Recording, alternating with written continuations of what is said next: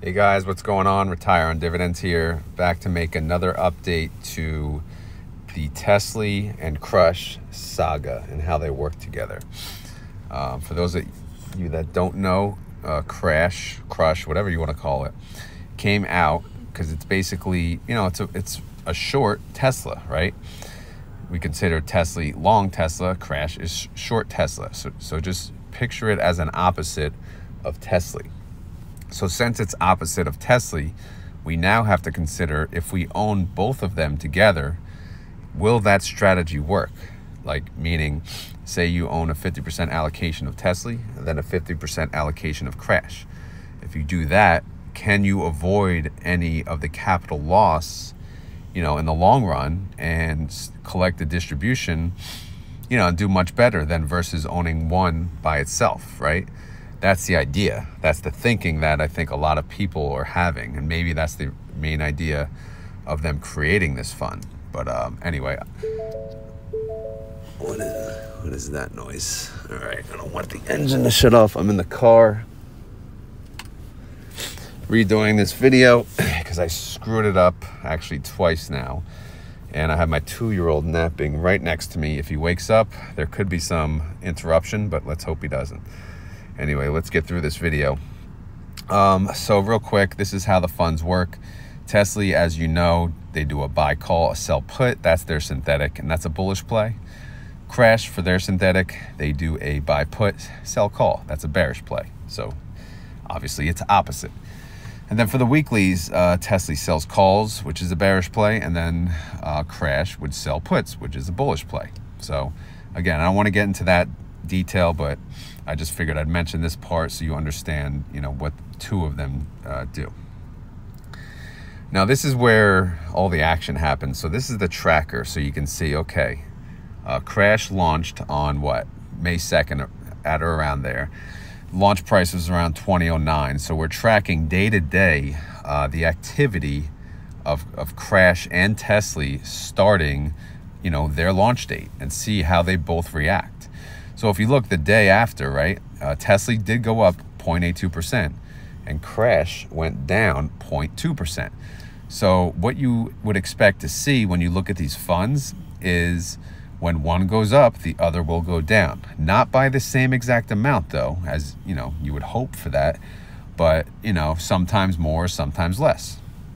Unfortunately, the third day right away was ex-dividend date for Tesla.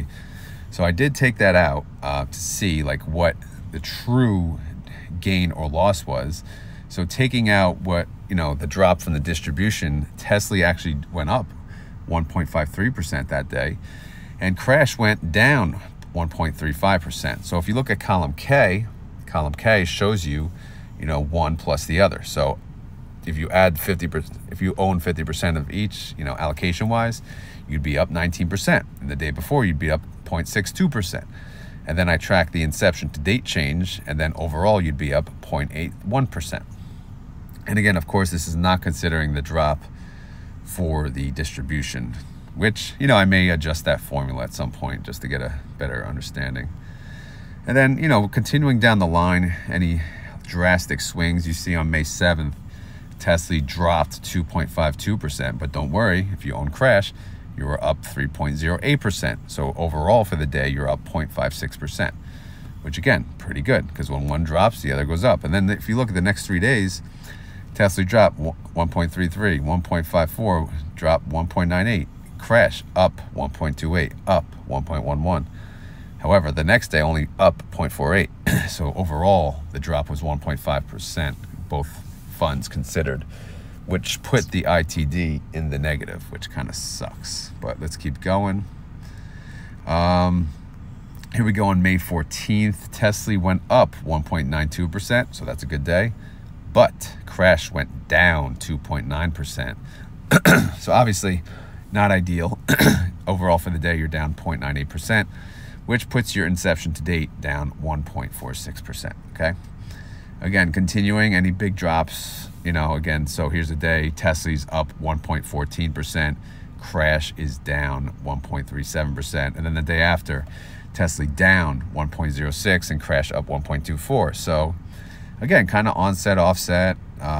Good days, bad days. And then here's a big day. Tesla jumped 4.5%. This was on May 21st.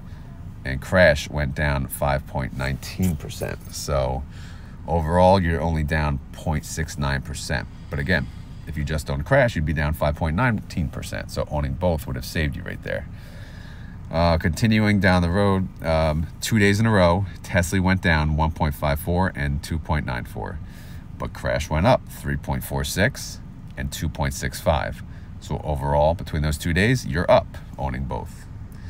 So again, you see the good, you see the bad. Personally, I think owning both versus one or the other is a good strategy, but you know, time will tell. And then here's another big day, May 24th, Tesla went up 3.1%, Crash only went down 1.9%. So that's a 1.2% gain. Not bad. Keep going, keep going. Here's another day, May 30th, Tesla went up 1.32% and Crash went up, went down 0.78%. So overall, you're up 0.54% for the day. Keep going, let's see if any drastic. And then we have ex-dividend date for both. Again, where I'm showing the change for both, how it performed, without the distribution change. If I had the distribution change, you would see a bigger drop in both, okay? So just, make sure that's noted. But ignoring the distribution, Tesla on ex-dividend date actually went up 1.67% and Crash went down 1.42%. So again, this is about seeing how the movement does. Like, is it equal? Is it close? You really want it to be pretty close though, right? So here's some big days here. Tesla went up, what date was this? June 12th. This was just last week, right? June 12th, 13th, and 14th. Tesla went up 3.78%. Then it went up 2.7%. Crash went down 2.91%. That's less than Tesla's jump. And then it went down 2.03%. And that's less than Tesla's jump that day as well. And then even better, on Friday, Tesla went down 1.05% and Crash went higher. It jumped up 2.13%.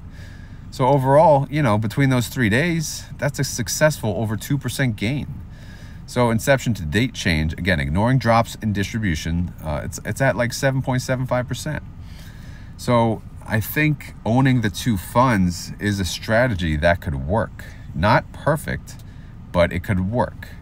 Now, this is the better picture though, just so you guys know, total return. So again, if you look at row 3, launch date, Tesla at Crash launch date was 1580 and Crash was 2009. Today, meaning Friday, June 14th, Tesla was 1508 and Crash was 1969. So between the two, they both lost capital. They're down in capital of 3.12%. But this includes drops in distribution, okay? Now, well, yeah, it should, right? If we go to June 14th, yeah, it's picking up the formula of just the price. Yep, okay. Yeah, so that includes the drop of the distribution. So again, within that, there's 2 Tesla distributions and 1 Crash distribution. So with the distribution, by the way, that paid, if you look right below it, 6.39%, the drop was only 3.12%. So overall, that's pretty good. Total return, if you take the capital gain or loss plus distribution, Tesla's up 62 cents, Crash is up 55 cents, which is $1.17 in total. Again, we have to take this in total. This is assuming you own equal allocation amounts of both. And then you take the total return of both, again, column blue. Total return since the Crash launch, you would be up 3.27%. Again, this is with capital plus, plus or minus the distribution, right? So you're looking at 3.27% gain in a month in 12 days. Is that good? Yeah, that's pretty good. Your capital is not flat though. Your capital is down. Your capital will be down 3.12%. A lot of people just don't like to see that. So this would not work for them. But overall, owning Tesla individually or owning Crash individually, sometimes your capital can really go down, right? Because Tesla fluctuates a lot. So Tesla's not, it's a little tougher fun to own, to be honest, because the IV is not properly supported with the fluctuation in the stock price. At least that's my opinion, from what I see.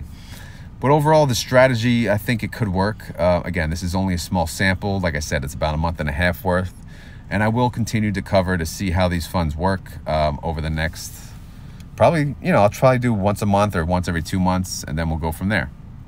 Let me know what you guys think. My opinion so far is that I'm not going to own either. If I do own them, it's going to be together, but I'm not ready. Haven't seen enough data to justify me owning it, right? It's not worth it to me at this moment. I'm not saying it's a bad idea. I think it's a pretty good idea, to be honest. But and I personally, I would own 50% equally, right? My allocation, whatever I'm going to put in for Tesla, I'm going to put the same amount in for Crash, right? So say $200 Tesla, $200 Crash, and that's how I'd have to do it. And I think it could work. Again, you see it here, total return 3.27%, month and a half, boom, done. That's good money. But we'll see how they go. We'll see how it goes, guys. Let me know what you guys think down in the comments below. Is the Tesla and Crash combination, like an awesome strategy, or is it just stupid? Are you just wasting your money and you think it's not gonna be successful in the long run? Let me know what you guys think down below in the comments. As always, this is not financial advice. I'm not a financial advisor. This video is for fun and entertainment. So hopefully you had fun. Hopefully you were entertained. If not, I'll try again next month or the month after. We'll see how it goes. But again, I'm going to continue to track this and see how it goes month over month. And yeah, let me know what you guys think. All right. This was my third attempt. So if this video is incorrect, I don't even care. It's getting posted regardless. I don't think I screwed this one up though. But that being said, happy Father's Day to all the fathers out there. You guys work hard. You deserve a day to celebrate. So hopefully you can relax today. Sit back, take a breather, have a beer, have a glass of wine, eat whatever the hell you want, get fat, and then, restart tomorrow, go back to work tomorrow, and here we go again, right? But yeah, happy Father's Day to all the fathers out there, all right? All right, guys, that's all I got for today. I'm tired of talking, so I'm going to go probably have a beer or 2 or 3 or 4 or 5, and then I'll talk to you guys later. All right, thanks for watching. Later.